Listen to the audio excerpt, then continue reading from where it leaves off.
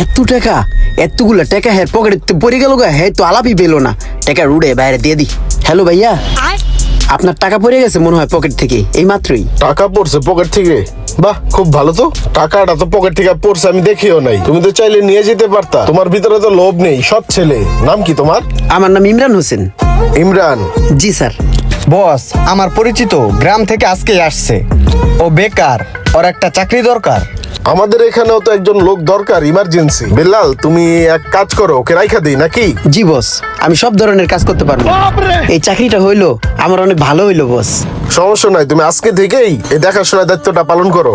জি বস। থাকো। আসসালামু আলাইকুম। ওয়ালাইকুম আসসালাম। বস একটা কথা শুনেন, ও আমার পরিচিত ঠিক আছে, গ্রাম থেকে আসছে।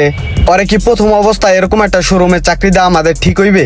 বস আমার মনে হয় কি চিন্তা ভাবনা কইরা যাচাই বাছাই কইরা আমাদের রাখা দরকার। না, অত যাচার তো কিছু নাই। একটু আগে ওই 2 লাখ টাকা আমার পকেট থেকে পড়ে গেল, ও দেখাও নিল না। টাকার লোভ যেহেতু ওর ভিতরে নাই, আমার মনে হয় কিছু হবে না, রাইখা দিই। ঠিক আছে বস। ভাই আপনার চয়েস একবারে ফার্স্ট ক্লাস চয়েস। এটা 4.5 গ্রেডের মাল, আমাদের লটের সব থেকে ফার্স্ট ক্লাস গাড়ি। এটা স্পেশাল এডিশন, আপনি যে কোনো ভাবে যাচাই করে দেখতে পারেন।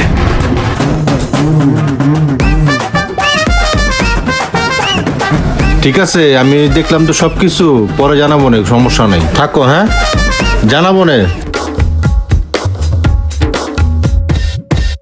বুঝতে পারছেন স্যার? স্যার, গাড়ির ফ্যাসিলিটি সম্বন্ধে আপনি তো অবগত হইলেন। এখন কি আপনার গাড়িটা পছন্দ হয়েছে, এটাই কি কনফার্ম করব? হ্যাঁ ঠিক আছে, এটাই কনফার্ম করেন। জি স্যার, তাহলে অফিসে চলেন আমরা কথা বলি।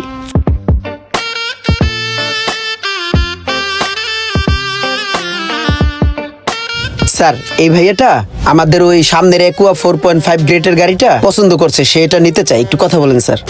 আচ্ছা, ওই গাড়িটা আপনি আজকেই নিতে পারবেন চাইলে। গাড়িটা আজকে আপনাকে রেডি করে দিতে পারবো। আর নাম্বার করতে দিলে 2 দিন পরে নাম্বার পাবেন। সমস্যা নাই। এখন এই যে এখানে 10 লাখ টাকা আছে, রাখেন বায়না হিসেবে। টুকটাক যা আছে আপনি একটু চেক দিয়ে রাখেন, বাকি টাকাটা 2 দিন পরে দিব, গাড়িটা তখনই নিব। ঠিক আছে, সমস্যা নেই। আল্লাহ হাফেজ, ভালো থাকবেন।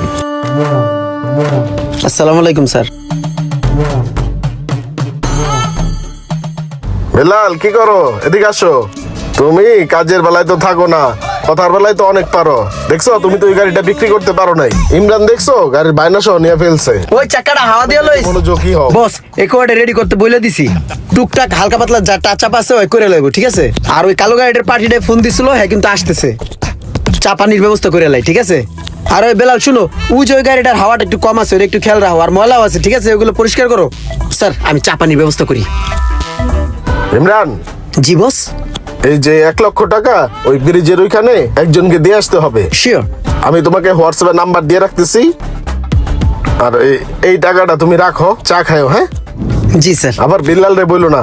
না স্যার, বলবো না, ঠিক আছে? আসি, আসসালামু আলাইকুম। বস ওরে দিয়া যে এই যে বড় বড় লেনদেন গুলা করতেছেন, এগুলা কি ঠিক হইতেছে? কেন আমি আগে করতাম না? আমারও তো কইতে পারতেন, আমি গিয়া লেনদেনটা করে আসতাম। অতিভক্ত কিন্তু চোরের লক্ষণ। হুট করে যে একটা লোক এত বিশ্বাস করতেছেন, একটু সাবধানে থাকেন। আমাকে বলো তুমি সাবধানে থাকতে। বিল্লাল, তুমি আমাকে চেনো না? তোমার একদিন আগে হইলেও আমি কিন্তু এই দুনিয়াতে আসছি নাকি? তোমার চাইতে কোনো কিছু আমি কম বুঝি না। একটা মানুষকে চেনার জন্য কি কি দরকার সেটা আমি খুব ভালো করেই জানি। এমনকি আমি তাদের চোখের দিকে তাকাইলেই বলতে পারি। ঠিক আছে, মানুষের পিছনে লাগা বন্ধ করে দাও। তুমি তোমার কাজ ঠিক মতো করো, ঠিক আছে? নিজের চরকায় নিজে তেল দাও। যাও, মানুষের পিছনে লাগে থেকে সময় নষ্ট না কইরা সময়টা কাজে লাগাও। কাজ করো, লাভ হইব।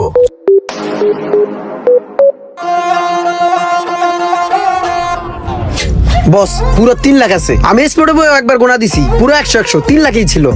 বস, কাস্টমারটা একটু শেষরা ছিল, বহুত কষ্ট করে 3 লাখই বাইর করছি, লইয়াই আইছি। আচ্ছা ঠিক আছে, সমস্যা নাই। তুমি এক কাজ করো, তুমি এই 1000 টাকা রাখো। তুমি কষ্ট করছো, এটা দিয়ে কিছু কেনাকাটা করো। হ্যাঁ জি বস, একটা কোট কিনালাম হপায়।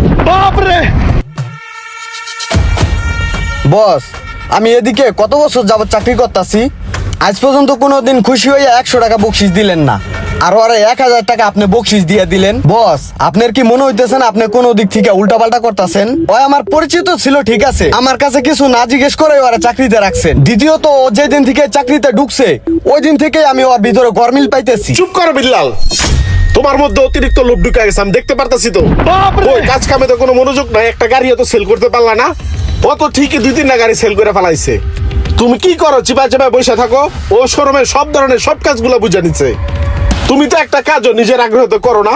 ও দেখছো সব কাজগুলো করে, শুধু কথার বেলা পাকনামি করো। তোমার একবার আমি না করছি না যে মানুষের পিছে লাগা বাদ দাও। নিজের কাজ নিজে করবা, নিজের কাজ নিজে মনোযোগ দিয়া করবা। বেরো ওই জায়গা থেকে, ফাউল পোলা পাইন।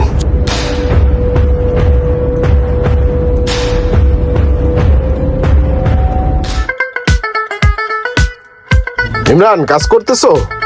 জি স্যার। কালকে সকালে আমার একটু আসতে লেট হবে, ঠিক আছে? সকালে তুমি আগে এই 10 লাখ টাকা ব্যাংকে জমা দিয়ে রাখো। জি স্যার, আমি টাকাটা ব্যাংকে জমা দিয়ে হোয়াটসঅ্যাপে আমি রিসিপ্টটা পাঠিয়ে দিলাম সাথে সাথে। আর আমার একটা পার্টি আসবে ওই গাড়িটা ট্রায়াল দেওয়ার জন্য। এই চাবিটা রাখো, ওকে দিও ট্রায়ালের জন্য। ট্রায়াল শেষ হলে আবার গাড়িটা ভিতরে রাখো। হ্যাঁ জি স্যার, ধুয়ে আবার রেখে দেবো না সুন্দর করে জায়গা মতো। ঠিক আছে। Okay sir.